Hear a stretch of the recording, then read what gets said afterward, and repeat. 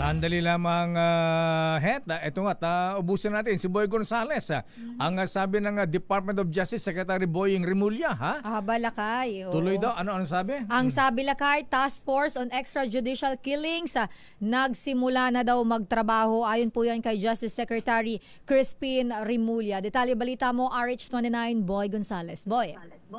Sister Ella Lakaya Deo, sinimulan na nga ng binuong Task Force on Extrajudicial Killing ang kanilang investigasyon kaugnay sa war on drugs nung nakalipas na Duterte administration. Ayon kay DOJ Secretary Boy Remulla, nangangalap na ng mga ebidensya ang Task Force sa EJK para simulan ang pagbuo ng kaso. Ang Task Force sa EJK pinamumunuan ni Prosecutor General Richard Anthony Padulyon at mga tauhan ng National Bureau of Investigation. Sabi ng kalim na makipag-ugnayan rin ng binuong task force sa mga testigo sa Senado at Kamara upang makabuo sila ng kaso. Wala naman deadline na ibinigay ang DOJ sa task force sa EJK kung kailan tatapusin ang pagsampa ng kaso sa mga isinasangkot.